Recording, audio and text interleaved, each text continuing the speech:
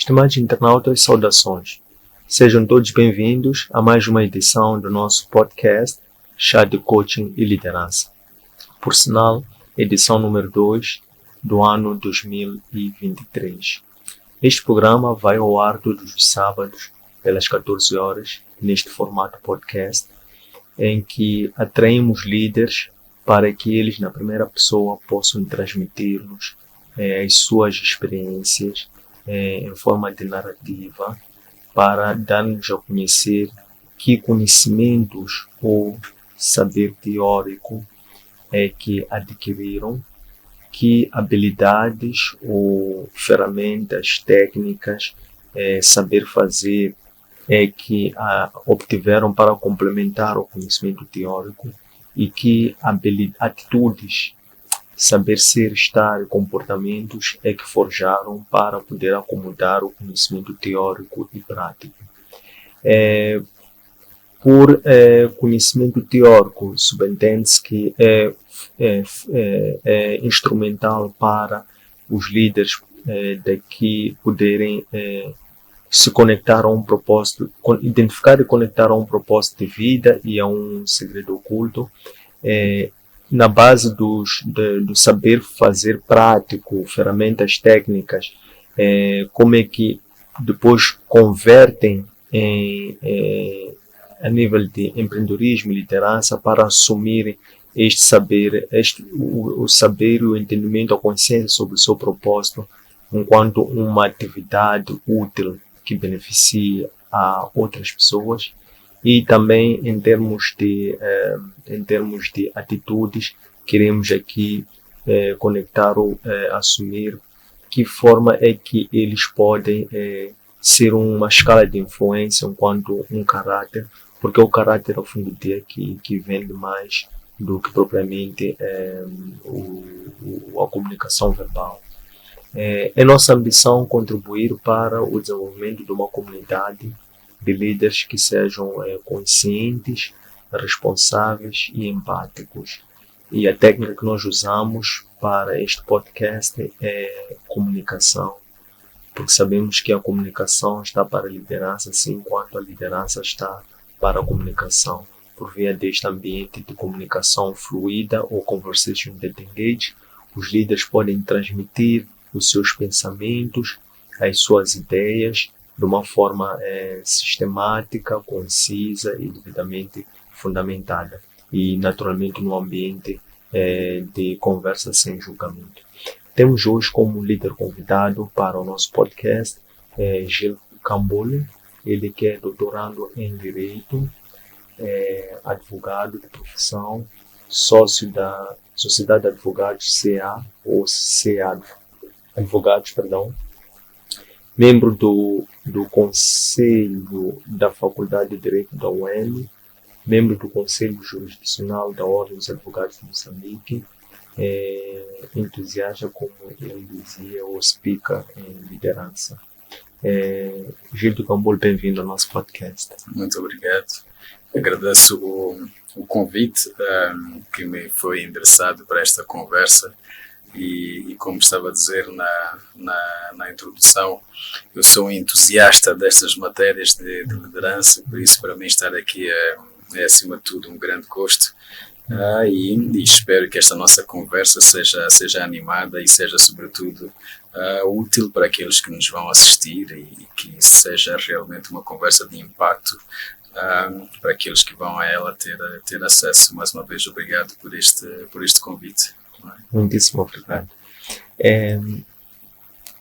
Gil, quando é que inicia ou quando é que desperta ao longo da sua caminhada, jornada, a necessidade ou desejo de aprender sobre direito? De que forma é que este conhecimento contribuiu para desenvolver um sentido de busca por um propósito de vida?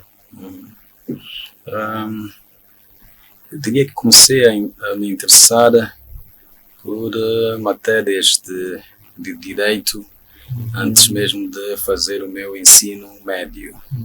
Portanto, quando quando vou fazer o ensino médio, eu já tinha a ideia de que gostava de estudar direito. Eu não sabia se queria ser juiz ou advogado. Para mim isso era indiferente, mas as matérias jurídicas de alguma maneira já me fascinavam nessa altura, e portanto eu depois fui fazer o ensino médio, mas antes, ou seja, após fazer o ensino médio ainda fui estudar filosofia antes de estudar direito, mas já nessa altura tinha sempre esse foco de que um dia tenho que estudar direito.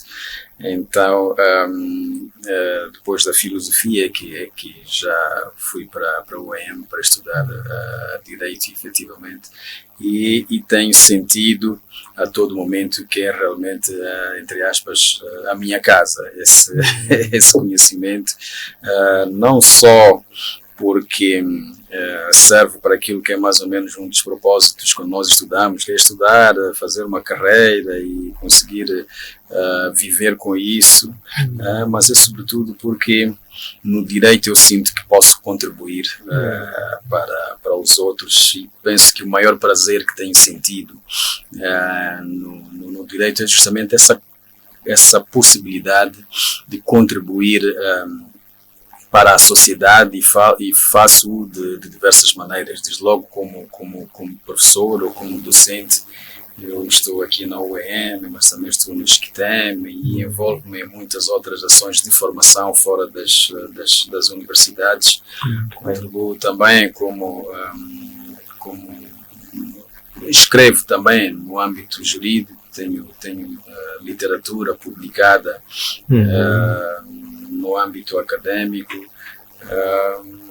e, portanto, em todo momento em que é possível contribuir para o desenvolvimento do direito e, sobretudo, para ajudar as pessoas, eu sinto-me muito, digamos que, entusiasmado nisso.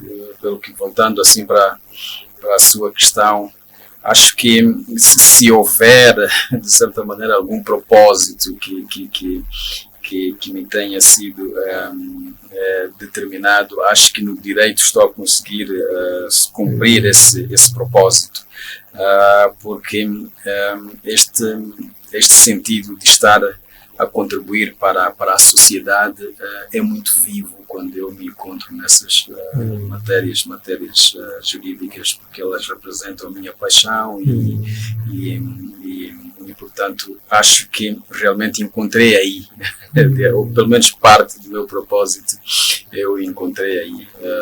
Portanto, diria que é desde mais ou menos a minha adolescência que já ando apaixonado por essas matérias, e hoje em dia, ainda que tenha de estudar alguma coisa diferente, eu sempre sou curioso, estudo muitas coisas fora do direito, mas tento estudar coisas que de alguma maneira podem ser válidas para a minha atividade como jurista, porque é aqui que sinto que posso contribuir mais para a sociedade e para o país no geral. É isso. Muito bem. Qual é a utilidade que procura quando responde um instinto à necessidade de buscar pelo conhecimento? É uma necessidade mais interna, mais externa, é o conjunto, e também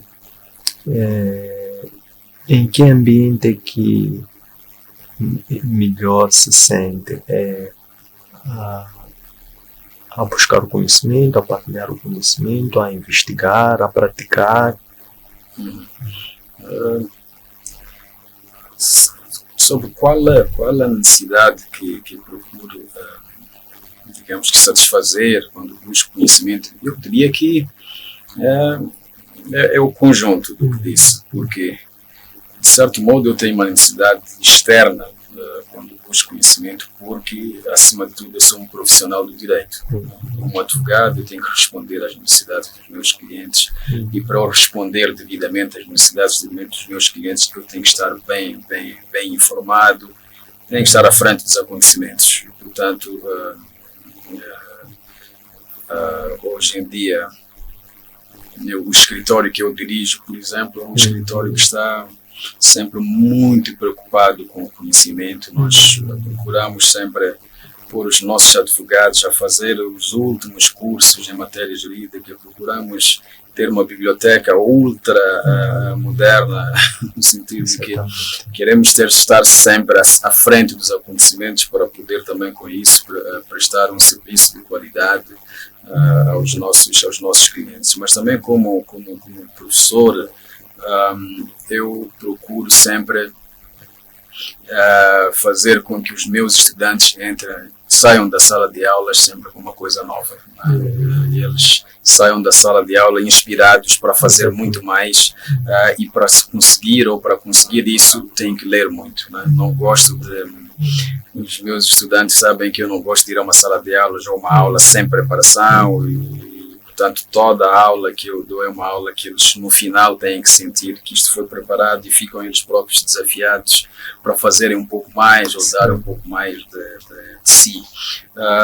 Mas também devo confessar que muita coisa que leio ou estudo é mais para a minha satisfação pessoal, é para compreender muitas coisas que não têm que ver com o exterior, porque hoje sinto que talvez o maior objeto de estudo que qualquer pessoa tem é ele próprio. Quer dizer, nós como homens ou como humanos somos seres tão complexos que cada dia que passa temos de estudar até para nos compreendermos a nós mesmos. Porque é que eu reajo assim desta maneira neste evento e de outra maneira no outro evento? Como é que eu posso atender, por exemplo, aos desafios com que me deparo? E portanto, creio que, como alguém dizia, nós somos como que uma máquina bastante complexa e que vem sem um manual de instruções. Então, o manual de instruções tem que ir sendo descoberto com o decorrer do tempo. Então, eu leio muito à volta de, inclusive, religião, filosofia, psicologia, etc. Muitas coisas que têm a ver com a necessidade de me compreender a mim próprio e atuar melhor neste mundo cada vez mais complexo que nós temos hoje, e incerto que nós temos hoje. E, portanto, diria que tenho essas duas vertentes, por assim dizer, a vertente mais externa para contribuir melhor, mas também uma vertente muito interna para me compreender melhor a mim próprio. Agora, sobre em que momento é que me sinto melhor a contribuir, acho que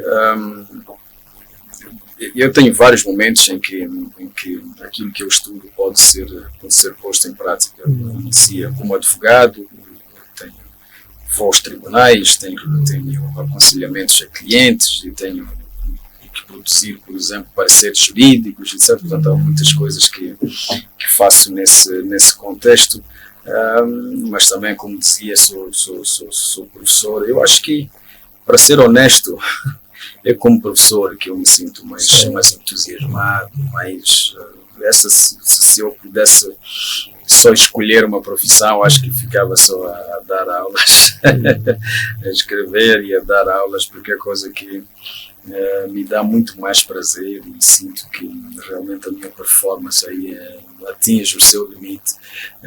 Não é que fazendo outras coisas não me esforço no máximo, mas acho que as coisas fluem melhor nessa atividade de docência, na interação com os estudantes, poder ver alguém que está a começar, está a entrar na universidade e 4 anos depois já está aí, está connosco no mercado e já eventualmente discute connosco num tribunal, ou de repente já é juiz, eu estou aí para o tribunal dele. Então tenho muito prazer nessas situações, porque eu já estou há mais de 10 anos a dar aulas. Então hoje em dia ando pelo país todo e sempre tenho alguém, ou já é juiz, ou procurador, é advogado, é administrador, etc. Então por todo o país encontro alguém que vai dizendo, lembra-se do centro, naquela aula, ou naquele teste, isto e aquilo. Então isso dá realmente muita vida e muito prazer, e dá sempre a minha vontade de continuar a fazer mais e melhor. Portanto, acho que como docente é onde diria, é onde tenho mais entusiasmo, por assim dizer, na minha atividade. Muito bem. É isso. Qual foi o seu segredo de sucesso para desenvolver este virtualismo, de exigir mais de si, para depois, naturalmente, poder também exigir dos outros, a quem recebe o seu trabalho com este afinco que faz-lo com muita entrega, muita devoção? Qual é, por um lado, se entender esse segredo de sucesso, podemos assim dizer? E também, como é que se motiva ou se inspira a poder continuar a manter este fôlego? Acho que essa é uma questão muito, muito profunda, né? Sobre o que é que realmente nos inspira, o que é que nos dá sempre esse fogo, esse fôlego para continuar sempre com energia para frente. Eu diria que naturalmente tenho mais ou menos esse caráter de determinação e persistência. Se eu me pudesse caracterizar, eu diria que eventualmente as minhas melhores qualidades, uma delas é a persistência. Eu tenho um objetivo, persisto mesmo diante de várias dificuldades, mas pronto, isso em tese também toda a gente faz quando tem um objetivo que realmente interessa. Mas acho que hoje, aquilo que eu sigo como um segredo de vida, ou se quiser, segredo de sucesso, que é aquilo que buscamos todos os dias, independentemente da definição que cada um dê a esse termo de sucesso, mas pronto, aquilo que eu defino como sucesso e persigo. Se eu puder dizer que há um segredo para o meu caminho, no meu caminho para o tal sucesso, eu diria que eu tenho sempre como presente que o segredo de sucesso é sempre dar aos outros, dar mais e melhor aos outros, porque eu ainda não vi qualquer pessoa que seja bem-sucedida só olhando para si própria. Apesar de muitas pessoas acharem que para ser bem-sucedido tem que pensar sempre em si, tem que acumular mais dinheiro, tem que andar por aí polindo mais a sua imagem, etc. Quando nós vamos estudar histórias de sucesso, nós vamos ver que qualquer pessoa só tem sucesso porque deu mais, deu muito aos outros, e esse dar muito acaba por voltar com muito mais sentido para nós mesmos. Mesmo se nós olharmos para líderes políticos, se nós vemos um Nelson Mandela, um Samora Machel, etc., essas pessoas que nós veneramos hoje como grandes líderes, iremos ver que são pessoas que se esqueciam, entre aspas, de si próprias para dar muito aos outros, e é por isso mesmo que são eternamente lembrados. E em qualquer outro contexto que nós possamos ler sucesso, mesmo se nós olharmos para líderes religiosos, qualquer líder que seja, Jesus Cristo, por exemplo, iremos ver que eles têm sempre esse tipo de afirmações de há mais alegria em dar do que em receber, aquele que quiser ser o maior entre vocês tem que ser aquele que dá mais aos outros. Estas coisas, nós não precisamos ser religiosos para assumir estas grandes verdades da vida, porque na verdade isto acontece em tudo quanto é a nossa vida. Se você é um empresário e só se preocupa por acumular mais lucro até em detrimento dos seus clientes, é claro que não há de ir a lugar nenhum. Se você é um advogado e se preocupa, por exemplo, mais em ter mais dinheiro do que em entender o negócio do seu cliente e dar-lhe mais qualidade, não vai ter sucesso algum. Portanto, eu acho que a natureza nos explica ou nos ensina que tudo aquilo que se dá acaba por voltar sempre com mais quantidade e mais qualidade. Portanto, para mim, se eu vou, por exemplo, em tudo que eu faço, eu procuro saber como é que eu posso dar aqui mais, como é que eu posso dar melhor. Porque eu sei que sempre há de voltar em quantidade e em qualidade que eu estou a dar. Se eu, como dizia anteriormente, se eu vou dar, por exemplo, uma aula, a minha grande preocupação não é bem de como é que eu posso aqui brilhar mais e os estudantes falarem mais de mim, não é esse o interesse. O interesse é como é que o estudante pode sair daqui realmente sentindo que aprendeu aqui alguma coisa, pode sair daqui realmente diferente do que quando ele entrou, não é? Se eu estou, por exemplo, para atender um determinado cliente, a minha preocupação continua sendo essa, de como é que o meu cliente pode realmente sair daqui sentindo que recebeu mais do que aquilo pelo qual pagou, não é? Pagou de certa maneira, mas ele entende ter recebido muito mais do que aquilo que ele pagou, porque ao sair dali vai falar de mim ao amigo dele, vai falar de mim ao sócio dele e vou ter mais 2, 3, 4 clientes por causa daquilo que eu dei a este cliente, mesmo na minha firma de advogados. Os meus profissionais sabem que eles são os primeiros antes de mim em toda a nossa convivência. Eles sabem que podem vir ter comigo e dizer: eu gostei do curso que está a ser dado aí, seria bom para mim, e se nós tivermos disponibilidade financeira vamos pagar esse curso, vamos dar o máximo de condições para as pessoas realmente sentirem que podem dar de si ou dar de volta. Portanto, acho que em todo momento, se nós percebermos que para ter sucesso temos que dar mais, o sucesso acaba por ser uma coisa que nem é preciso perseguir, vem por si próprio. Mas enquanto nós entendermos que temos que nos concentrar em nós mesmos, e nós é que temos que ganhar mais, o sucesso acaba por ser uma coisa muito difícil de alcançar, porque aquilo que você quer ter para si, todos querem ter para si também. Então, esse é o motivo de tantas guerras, etc.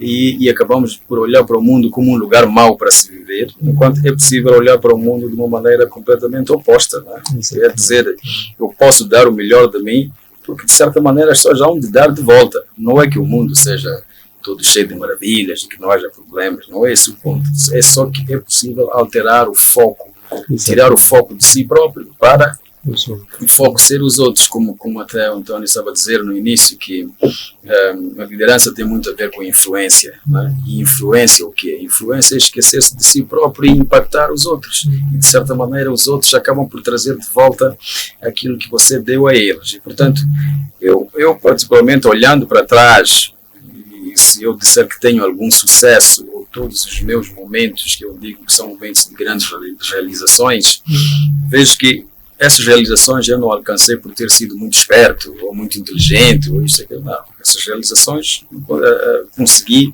simplesmente porque de alguma forma eu dei aos outros, e os outros de certo modo sentiram-se na necessidade, entre aspas, não de pagar, mas de retribuir com a mesma moeda ou muito mais, para de volta aquilo que eu dei. Portanto, eu acho que eu particularmente conduzo a minha vida ou a minha busca pelo sucesso nesse princípio. O segredo do sucesso é sempre dar aos outros aquilo que você gostaria de receber, e os outros acabam sempre por dar de volta. Porque é isso também que a natureza nos mostra, né? A natureza está toda hora a nos dar coisas, né? E se ela estivesse só a retirar de nós, eventualmente nós não estaríamos aqui. Talvez nós nem merecemos aquilo que a natureza nos dá com tanto carinho e com tanto desapego. E nós também, para termos essa abundância, temos que dar mais, e sempre receberemos mais. Portanto, eu conduzo a minha existência, por assim dizer, com esse princípio. Muito bem, excelente. Como é que transporta esta mentalidade próspera, abundante para o campo da liderança? Perguntando da seguinte forma: qual é o estilo, escola de liderança que adota, e como é que se lida, quais são os desafios que lida nesse estilo, estando a liderar trabalhadores, colaboradores numa indústria de conhecimento, como escutador? Pois, acho que disse muito bem, que há um século ou mais era muito fácil nós, eventualmente, digo assim por cima também, era fácil liderar porque basicamente cada pessoa era uma máquina, né?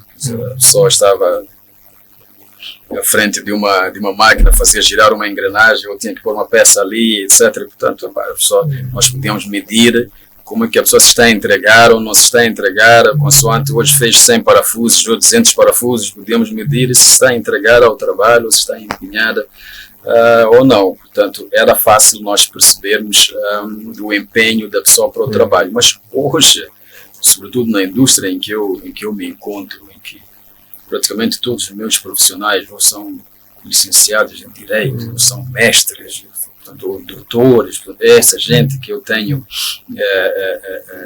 que liderar são pessoas que tanto podem estar aqui comigo como no dia seguinte podem estar no escritório ao lado. É gente competente que toda a gente quer levar. Portanto, temos desde logo este problema de gerir grandes talentos, porque eu também, as pessoas com quem eu trabalho são pessoas que eu escolho a dedo. Tenho a felicidade de trabalhar em boas universidades, consigo avaliar pessoas desde o dia em que elas entram até ao fim, e já vou escolhendo, aquela pessoa tem que vir trabalhar comigo, etc. Portanto, trabalho com pessoas cuja formação eu conheço, não só intelectual, mas também de caráter, que eu acho que é muito importante para a equipa. E, portanto, como estava a dizer, e bem, nós hoje em dia temos que gerir pessoas com um conhecimento bastante elevado, e que, para se entregarem ao trabalho, realmente têm que ser tocadas no coração e não ser geridas com ameaças de que se você não trabalha hoje, amanhã vai ser despedido, porque você até se pode despedir sozinho, não tem nenhum problema.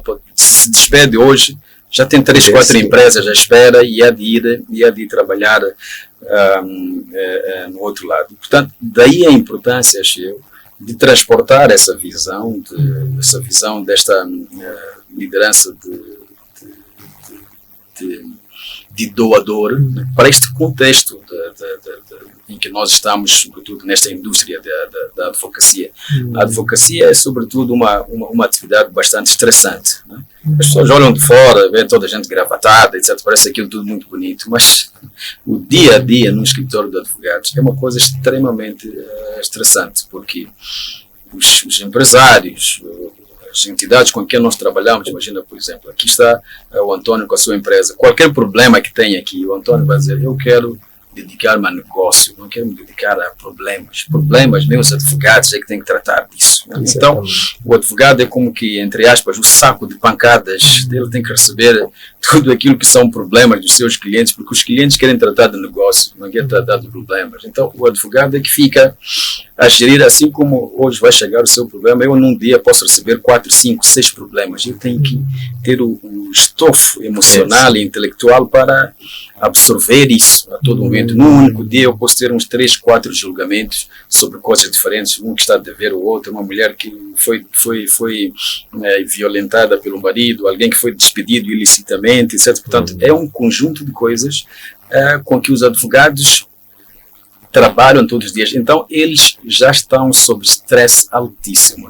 Não é preciso sequer que o chefe seja uma pessoa má para o advogado ficar estressado. Ele só de chegar ao escritório e começar a trabalhar, ele já está sob estresse muito, muito alto.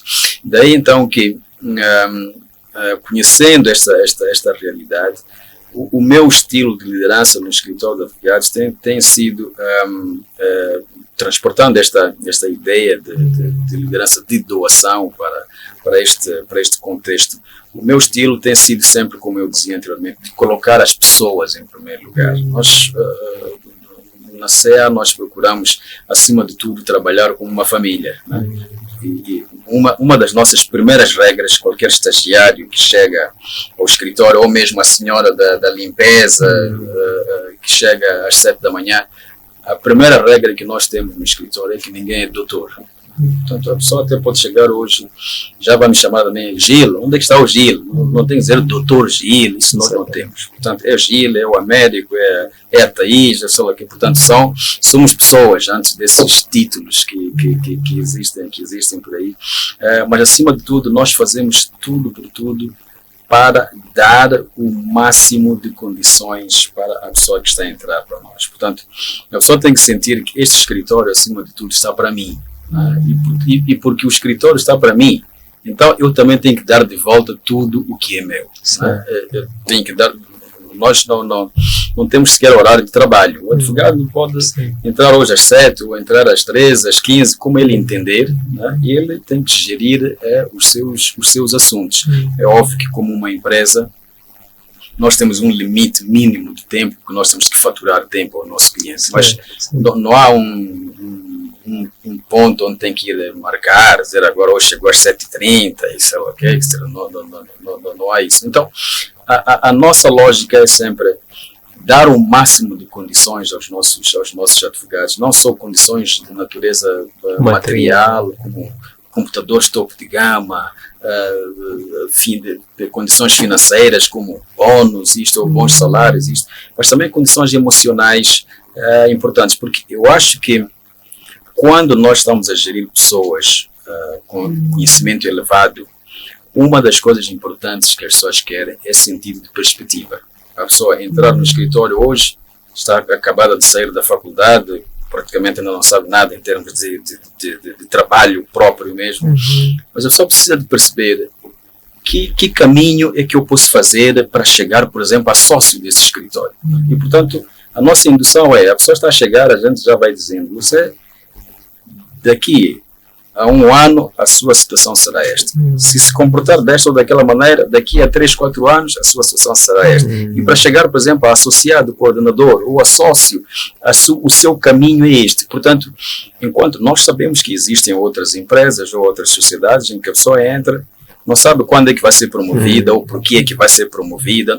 A pessoa só está ali a trabalhar e se o chefe eventualmente gostar dessa pessoa, talvez vai lhe dar um aumento salarial, etc. Nós, inclusive, se entrar para o nosso website, há de ver que já está ali o trajeto daquilo que a pessoa segue, se quer se candidatar para estagiar ou para sócio, já sabe o que significa isso. E, portanto, a pessoa não tem surpresas. Não pode chegar ao fim de ano, eu como managing partner ou como o sócio-gerente do escritório, dizer, olha, eu não gosto de si, apesar de ter trabalhado muito, não vai subir para esta ou para aquela categoria. Já não pode fazer isso. Por quê? Porque os sistemas são claros, são transparentes, são conhecidos por todos. E, portanto, eu acho que esse sentido de perspectiva, da pessoa entender que estes estão a dar-me tudo, e se eu der tudo, posso chegar aqui ou ali, acho que é aquilo que para nós acaba por facilitar muito a nossa vida e sobretudo, dar ao nosso escritório um ambiente de trabalho que é muito bom. Eu sou suspeito para dizer isso, mas acho que é bom trabalhar nesta sociedade, justamente porque o sentido de liderança é justamente esse, de darmos sempre o máximo que nós podemos dar aos nossos profissionais, esperando, obviamente, que eles também façam o mesmo. Obviamente que, como lhe dizia anteriormente, isto não é um mar de rosas. E para nós conseguirmos realmente que a sociedade cumpra com esse tipo de objetivo, nós somos muito rigorosos na sociedade. Quer dizer que, se nós vemos que a pessoa não se está a empenhar, uma coisa é ter dificuldades, outra é, literalmente, a pessoa não se empenhar no trabalho. Também sempre convidamos a pessoa a deixar a sociedade, né? Porque queremos fazer o máximo para que haja sempre essa reciprocidade de receber muito e dar muito também. Portanto, é basicamente isso que nós tentamos fazer, ou que eu tento fazer na liderança desta firma, especificamente. Muito bem. Enquanto gestor também desta firma, e do ponto de vista de, por assim dizer, gestão empresarial, qual é a estratégia que usam para gerir o risco do negócio, tendo em conta a sazonalidade do negócio, a concorrência, por um lado, e também a eventual necessidade de diversificar, havendo essa necessidade? Pode até não ser uma diversificação de indústria, mas diversificação na mesma indústria, diversificando, estendendo a cadeia de valor, alargando para outras subatividades, mas eventualmente com uma saída para dispersar o risco. Queria perceber, do ponto de vista de gestão empresarial, qual é a estratégia que adotam para gerir o risco, mitigar e também para sustentarem a vossa vantagem competitiva no mercado. Eu acho que há alguns pontos importantes aqui neste aspecto. Primeiro, o que nós tentamos fazer é sempre nos mantermos muito relevantes no mercado. Como sabe, a atividade da advocacia é uma atividade largamente popularizada. Basicamente, em todas as universidades há sempre um curso de Direito. O curso de Direito é o curso mais barato para qualquer universidade, porque não precisa de laboratório, não precisa de nada, basta ter uns 10, 11 professores, pronto, podem fazer um curso de Direito sem qualquer problema. Portanto, somos muitos advogados, né? E muitos advogados bons também, o que leva muito a concorrência de que falava anteriormente, e portanto, acima de tudo, nós fazemos de tudo para nos mantermos relevantes no mercado, para que não estejamos em situação de aflição à busca da clientela, mas até pelo contrário, sejamos nós a escolher os clientes com quem nós queremos trabalhar, né? Que estejamos sempre à frente dos acontecimentos de tal sorte que sejamos apetecíveis para a nossa potencial clientela.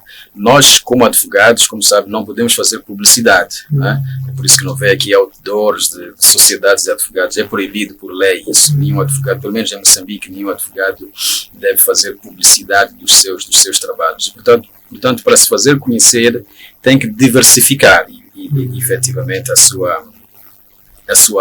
suas áreas de atividade, obviamente sempre dentro daquilo que é o contexto, que é o contexto jurídico. Também se começamos a fazer quaisquer outras coisas que não tenham nada a ver com o direito, temos também a ordem dos advogados em cima de nós, até temos imposições regulatórias para fazer, para nos limitarmos ao nosso objeto, já para não falar do facto também de que muita dispersão pode ser prejudicial também para aquilo que é a nossa competência. Mas nós preocupamos-nos, por exemplo, em ser não apenas meros prestadores de serviços de advocacia. Se for a ver, mesmo como nossa frase de missão, ver que nós queremos sempre nos tornar uma firma de excelência e, acima de tudo, contribuir para o direito e para a sociedade. É por isso que nós nos preocupamos não apenas por prestar serviços de advocacia propriamente ditos, mas também em, por exemplo, apoiar o direito no mais lato sentido do termo, com publicações jurídicas, por exemplo, participando em seminários e, portanto, nos envolvendo efetivamente na sociedade, que é aquilo que mais ou menos as sociedades da nossa linha, por assim dizer, também fazem. Não se limitam simplesmente a estar nos tribunais, todos os dias procuram estar inseridas essas sociedades na sociedade no geral, contribuindo sempre de modo diversificado nessa mesma sociedade. E, portanto, o nosso risco é controlado procurando sempre ter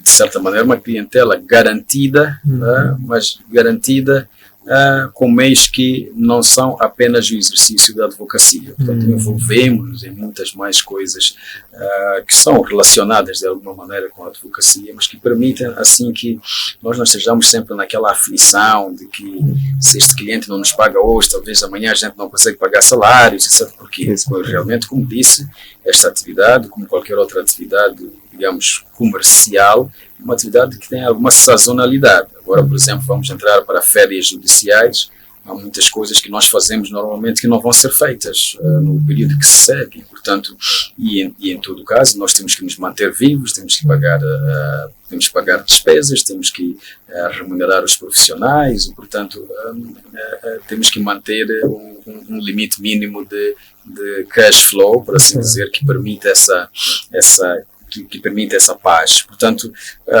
nós procuramos realmente essa diversificação. Por isso é que eu dizia anteriormente que o nosso empenho vai um pouco para além do mero exercício da advocacia, envolvemos-nos em muitas outras atividades que são, de certa maneira, relacionadas com aquilo que nós fazemos. Muito bem. Excelente. A conversa vai muito boa, mas questão de limitações de tempo, exatamente. Vou colocar a última questão, que seria: qual é a importância da espiritualidade para o Giro enquanto líder, para poder se estabilizar e ser também este veículo transmissor de paz, tranquilidade aos seus liderados e também para criar um bom ambiente de trabalho para a equipe, de forma a evitar, por exemplo, os problemas. Falava da questão do stress, da pressão dos escritores de advogados, que no limite até podem levar a burnout. Exatamente. Mas qual é a importância da espiritualidade e como é que vivemos? Eu aqui acho que iria responder de duas maneiras que podem eventualmente parecer paradoxais, mas que não são. Porque primeiro eu lhe diria que eu não sou um religioso praticante, no sentido de que não tenho propriamente uma religião ou uma igreja que eu defenda assim como um religioso praticante. Entretanto, tenho um histórico religioso muito grande. Mas, acima de tudo, eu sou uma pessoa extremamente espiritual. De tal sorte, eu não sei se eu chegaria onde cheguei, se eu teria a paz que eu tenho, se eu não seguisse muito a espiritualidade. E em termos muito concretos, por exemplo, eu basicamente todo santo dia tenho no mínimo 20 ou 25 minutos de meditação matinal. Portanto, a primeira coisa que eu faço logo ao acordar é justamente meditar. Mas meditação é também a última coisa que eu faço no final do dia. Portanto, eu sou pouco religioso, mas altamente espiritual. E isso eu tento incutir também nos meus colegas, nos meus profissionais. É muito comum você me ver, por exemplo, a partilhar um vídeo de espiritualidade ou de meditação com um colega, com uma colega, e também isso me faz também ter muita atenção aos meus colegas. Portanto, muito frequentemente sou capaz de chamar um colega ou uma colega para lhe perguntar se está a passar por alguma situação ou por algum problema, justamente por ver que há alguma alteração no seu modo de ser ou de estar, e eventualmente está um pouco mais carregado, etc. E porque, como estava a dizer, no campo da advocacia é muito comum o chamado burnout, porque o stress é muito grande, a demanda é muito alta e, portanto, se as pessoas não têm esse acompanhamento, realmente podem ter problemas. Portanto, eu acho que, mesmo fora da advocacia, portanto, em qualquer atividade, para nós como pessoas, como profissionais, a espiritualidade devia ser o ponto número 1 da nossa atuação e da nossa existência.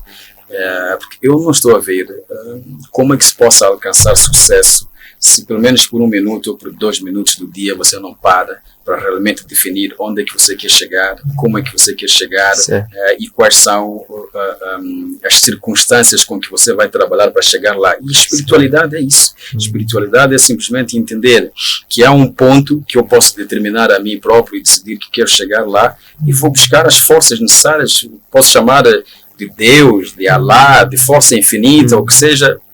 O ponto é que nós não precisamos ler a Bíblia ou ler o Alcorão para perceber que existe uma força que organiza este mundo. Não é preciso isso. Não é preciso ser grande religioso para perceber que este mundo não está ao acaso. Basta só termos 2 dedos, ou seja, 2 olhos à frente da nossa testa, para percebermos que existe uma força qualquer que organiza este mundo. E se nós colocamos a nossa atuação em direção dessa força, eu posso chamar de Deus, posso chamar de Jeová, de Alá, de sei lá, qualquer outra designação que eu queira dar. O que é importante é perceber que há uma força que está acima de qualquer poder conhecido, que organiza este mundo. E se nós nos alinharmos com essa força, as nossas coisas realmente vão acontecer. E é isso que realmente nos dá a tal paz, nos dá a solidez espiritual de estarmos mesmo em ambientes de elevado stress, parecer que nunca há dias maus, enquanto estamos a passar por situações bastante complexas na nossa vida. E, portanto, eu acho que, pelo menos para mim, se alguém me pedisse realmente um conselho, e muitas vezes, mesmo jovens da faculdade, estudantes, etc., pedem um café comigo, um almoço comigo e perguntam: doutor, qual é o segredo do sucesso? A coisa principal que eu digo é: controle o teu processo mental e faça com que este teu processo mental se alinhe com aquilo que é o poder sobrenatural que existe neste mundo. Não é ler todos os dias, isso a gente faz todos os dias, a gente lê muito, trabalha muito, etc. Mas isso não é suficiente se a tua mente não está alinhada com essa força, não pode ir contrariamente a essa força, exatamente. E, portanto, eu acho que a espiritualidade acaba por ser, pelo menos para mim, o aspecto central para eu ter a paz, para ter a tranquilidade e, sobretudo, para ter a tal sorte que as pessoas dizem, para ti tudo é fácil, pensas numa coisa e sempre acontece. Não é fácil, é uma questão de alinhamento com essa, digamos, com essa força sobrenatural, que cada um pode chamar o nome que quiser, mas a força sobrenatural está lá e ela é que realmente nos conduz em tudo o que nós estamos a fazer. Portanto, para mim a espiritualidade é realmente o ponto número 1 para essa paz e para qualquer ponto de sucesso que nós já aspiremos a alcançar. Muito bem. Gil Campbell, muito obrigado pelo tempo que nos cedeu para recebermos estas ricas lições sobre liderança. Assim, os seus projetos, a sua família, desejamos os maiores sucessos neste ano de 2023 e que o Criador continue a dar esta energia, foco e força fora do comum para poder levar adiante os seus sonhos. Muito obrigado. Eu também eu agradeço bastante mais uma vez este convite e desejo, ou retribuo esses votos e desejo sinceramente que este projeto tenha os maiores sucessos e sempre podem contar comigo para o que precisarem. Queria mais uma vez dar esta força para este interessante projeto, porque o país realmente precisa deste tipo de conversas, precisa deste tipo de iniciativas para se desenvolver e para se consolidar efetivamente como uma nação. Por isso, mais uma vez, eu endereço os meus agradecimentos por este convite e coloco à vossa disposição para qualquer apoio, para qualquer ajuda ou apoio que precisarem do meu lado. Muitíssimo obrigado. Agradecemos esta bênção.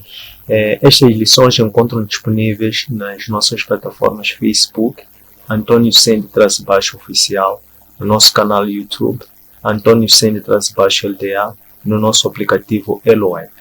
Um abraço de luz e até breve.